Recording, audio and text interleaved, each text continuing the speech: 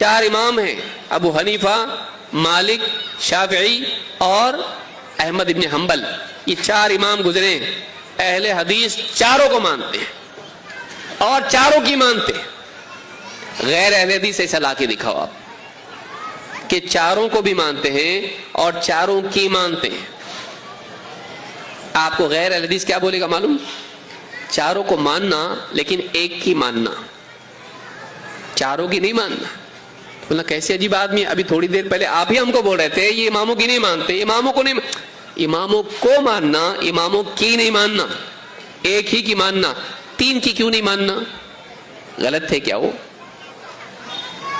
اہل حدیث کہتا ہے چاروں اماموں کو ماننا، چاروں اماموں کی ماننا، صرف وہ باتیں چھوڑ دینا جو کتاب و سنت سے ٹکرائیں. ایسا ہوتا کیا؟ ہاں ایسا ہوتا ہے. تو کیا اماموں نے کتاب و سنت کی مخالفت کی؟ نہیں. کبھی کبھی ایسا ہوتا ہے کہ کوئی امام، کوئی عالم اجتہاد کرتا ہے کتاب و سنت کی بنیاد پر، اور کبھی وہ اجتہاد صحیح ہوتا ہے تو کبھی خطا بھی کر جاتا ہے. بڑے سے بڑا بھی ہوتا ہے. ایسا ہوتا ہے. اللہ تعالیٰ نے، اللہ کے نبی صلی اللہ علیہ وسلم نے فرمایا اذا حکم الحاکم، جب کوئی فیصلہ کرنے والا قاضی، مجتہد فیصلہ کرے، فاجتہد، اور اس کے لیے اجتہاد کرے، ثم اصاب، اور اس کا فیصلہ صحیح نکل آئے، فلہ اجران، اس کو 2 اجر ملیں گے. اجتہاد کر کے فیصلہ دیا، صحیح فیصلہ دیا، 2 ثواب ملیں گے، 2 اجر. وَإِذَا حَكَمَ فَاجْتَهَدَ ثُمَّ أَخْطَأَ فَلَهُ أَجْرٌ، اور وہ اجتہاد کر کے فیصلہ دے لیکن غلطی کر جائے فیصلے میں، اس کا فیصلہ اجتہادی خطا اس سے ہو جائے، اس کو 1 اجر ضرور ملے گا. تو ہم چاروں اماموں کے بارے میں ہم یہ مانتے ہیں کہ اگر کسی مسئلے میں انہوں نے اجتہاد کیا اور ان سے خطا ہوئی، ہو سکتی کیا؟ حدیث بتا رہی ہو سکتی ہے. آپ نے نہیں کہا 4 امام چھوڑ کے باقی سب سے خطا ہو سکتی، ان سے نہیں ہو سکتی. بولے ایسا نہیں، بولے ایسا. آپ نے ایک عمومی بات کہی، فیصلہ کرنے والا فیصلے میں خطا کر سکتا ہے لیکن جان بوجھ کے نہیں کر رہا وہ، تو اس کی خطا پر اس کو 1 نیکی ضرور ملے گی، 1 اجر ضرور ملے گا. ہم اس حدیث کے مطابق یہ عقیدہ رکھتے ہیں کہ ائمہ 4، چاروں امام، ان کے فیصلے میں اگر خطا بھی ہو، ہم ان کو مجرم نہیں مانتے، ہم ان کو غلط نہیں مانتے، گمراہ نہیں مانتے، حق پر مانتے ہیں. خطا کے باوجود ان کو 1 اجر ضرور ملے گا. لیکن کیا خطا ثابت ہونے کے بعد ہم اس کی پیروی کر سکتے ہیں؟ نہیں، کیونکہ ان کو معلوم نہیں تھا یہ خطا ہے، ہم کو معلوم ہوگا یہ خطا ہے، اب ہم نہیں کر سکتے. اسی لیے عمر بن خطاب رضی اللہ تعالیٰ کہتے ہیں السنۃ ما سنہ اللہ ورسولہ لا تجعلوا خطأ الرأی سنۃ للامہ. سنت وہی ہے جس کو اللہ اور اس کے رسول نے سنت قرار دیا ہے. کسی کے اجتہاد کی خطا کو امت کے لیے سنت مت بناؤ، کسی کے اجتہاد کی خطا کو امت کے لیے طریقہ مت بناؤ جس پر سب کو چلانے لگ جاؤ. تو اس سے معلوم ہوتا ہے کہ صحیح نہیں ہے کہ جب اجتہادی خطا معلوم ہو جائے تو اس پر ہم سنت کی طرح عمل کرنے لگ جائیں. اس لیے اہل حدیث نہیں کرتے. لیکن چاروں اماموں کے وہ اقوال جو کتاب و سنت سے متضاد نہ ہو بلکہ اس کی روشنی میں ہو، ہم سب کو مانتے ہیں. بلکہ 4 امام کے علاوہ جو ائمہ گزرے ہیں، کئی نام آئے، سفیان الثوری، حسن بصری، عبداللہ بن مبارک اور امام البخاری اور کئی ائمہ ہیں. ان کے جو اجتہادات ہیں اس کو بھی ہم مانتے ہیں جب تک کہ وہ کتاب و سنت سے ٹکرائے نہیں. ہمارے پاس اتنا علم ہے کہ ہم کو سمجھ میں آ جاتا نہیں، ہم سے بڑے علماء بتاتے ہیں. انہی کے زمانے کے علماء نے بھی بتایا، ان کے دور کے بڑے بڑے علماء گزرے، انہوں نے بتایا کہ ان کا یہ اجتہاد ٹھیک نہیں اور دلیل بھی اس کے لیے دی.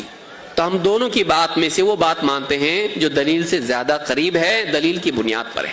کون بتایا ہم کو یہ اللہ تعالیٰ نے ہم کو بتایا. فرمایا یا ایھا الذین آمنوا اطیعوا اللہ واطیعوا الرسول واولی الامر منکم فان تنازعتم فی شیء فردوه الی اللہ والرسول ان کنتم تؤمنون باللہ والیوم الآخر. اے ایمان والو، اللہ کی فرما برداری کرو، اللہ کے رسول کی فرما برداری کرو، اور ان کی بھی جو تم میں سے معاملے کا اختیار رکھتے ہو، جن کے پاس اتھارٹی ہے فتویٰ دینے کی، حکم نافذ کرنے کی. لیکن فَإِن تَنَازَعْتُمْ فِي شَيْءٍ، لیکن تم میں کسی میں آپس میں اختلاف ہو جائے، عوام میں اختلاف ہو یا مفتیوں میں اختلاف ہو جائے، اماموں میں اختلاف ہو جائے تو کیا کرو؟ فردوہ الی اللہ ورسول، اس معاملے کو اللہ اور اس کے رسول کی طرف پھیر دو. کیوں؟ ان کنتم تؤمنون باللہ والیوم الآخر، اگر واقعی تم اللہ اور آخرت کے دن پر ایمان رکھتے ہو تو. ایمان نہیں تو جو چاہے کرو. ایمان اگر ہے تو تم کو یہ کرنا پڑے گا کہ اس معاملے کو اللہ اور اس کے رسول کی طرف پھیر کر وہاں سے فیصلہ لینا پڑے گا، کس مفتی کا فیصلہ صحیح، کس عالم کا، کس امام کا فیصلہ صحیح. ذالک خیر و احسن تأویلا، یہ خیر ہے، یہ شر نہیں ہے، یہی بہتر ہے، اور انجام کے اعتبار سے یہی چیز اچھی ہے. لیجئے اللہ تعالیٰ نے فیصلہ دے دیا، بلکہ اللہ نے کیا فرمایا؟ یا ایھا الذین آمنوا لا تقدموا بین یدی اللہ ورسولہ واتقوا اللہ. اے ایمان والو، اللہ اور اس کے رسول سے آگے مت بڑھو. بعض اوقات ہوتا ہے نا، کوئی کہتا ہے ہاں امام کا فیصلہ تو یہ ہے، لیکن قرآن و سنت میں یہ ہم امام کی مانتے، بس ہم کو کچھ مت بتاؤ. اللہ نے کیا فرمایا؟ اے ایمان والو، اگر تو ایمان والا ہے تو تیرا طریقہ وہ ہونا چاہیے جو اللہ نے بتایا. اے ایمان والو، لا تقدموا بین یدی اللہ ورسولہ، اللہ اور اس کے رسول سے آگے مت بڑھو، کسی اور کو بھی آگے مت بڑھاؤ. واتقوا اللہ، بلکہ اللہ سے ڈرو. اللہ کی بات پر، رسول کے فیصلے پر کسی اور کے فیصلے کو آگے مت بڑھاؤ. ہم وہ نہیں مانتے، ہم یہ مانتے ہیں، ہم تو یہی فالو کریں گے چاہے قرآن و سنت میں کچھ بھی ہو. اہل حدیث کا یہ طریقہ نہیں ہے. بعض مسلمان آپ کو ایسے دکھیں گے جہالت میں آ کے ایسی بات بولتے ہیں. ہم سمجھتے ہیں وہ نادان ہے، جاہل ہے، ابھی ان کو علم نہیں ہے. لیکن کتنی سخت بات ہے کہ اس کے سامنے اللہ کی بات ہے، رسول کی بات ہے، وہ نہیں مانے اور کہے تو ہم تو فلانے کی بات مانتے ہیں. اہل حدیث کہتے ہیں یہ طریقہ صحیح نہیں. کیوں؟ اس لیے کہ اللہ رب العالمین نے اس سے منع کیا ہے.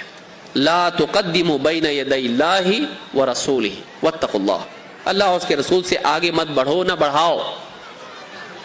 قدم یقدم، لا تقدموا بین یدی اللہ ورسولہ، کسی اور کو مت بڑھاؤ رسول سے آگے، اللہ سے آگے. اللہ کی بات پر، رسول کی بات پر کسی کو ترجیح مت دو، رسول کے طریقے پر کسی اور کے طریقے کو ترجیح مت دو. اللہ نے اس سے منع کیا، ہم کو ایسا کرنے سے منع کیا ہے. لہٰذا اہل حدیث کہتے جب اللہ نے کہہ دیا ہے تو ہم کون ہوتے ہیں آگے کچھ بولنے والے. لیکن بہت سے لوگ ہیں چونکہ نہ قرآن کو سمجھ کے پڑھتے ہیں نہ حدیث کا مطالعہ کرتے ہیں، ان کو دکھائی دیتا ہے کہ اہل حدیث اماموں کو نہیں مانتے، اولیاء کو نہیں مانتے ہیں، علماء کو نہیں مانتے ہیں، اور صحابہ کو نہیں مانتے، بلکہ رسول کو نہیں مانتے. یہ ساری باتیں علم کی کمی کی وجہ سے، اور بھی بہت ساری باتیں ہیں، لیکن یہ کچھ بنیادی باتیں ہیں جو بہت سارے لوگوں کے ذہنوں میں بیٹھی ہوتی ہیں. وجہ کیا ہے؟ ان کو معلومات کم ہے. ہم یہ دعوت دیتے ہیں کہ اہل حدیث کی دعوت کو آپ سمجھیں، اور اہل حدیث کی بنیادی دعوت جو آپ کے نزدیک ساری خرابیوں کی آپ کی جڑ ہے وہ کیا ہے؟ کہ آپ تحقیق نہیں کرتے. اہل حدیث کی دعوت ہے تحقیق کرو، علم کی بنیاد پر فیصلہ کرو. علم کون سا؟ باپ دادا والا، عقل والا نہیں. علم کتاب و سنت کا، علم سلف کے منہج کا.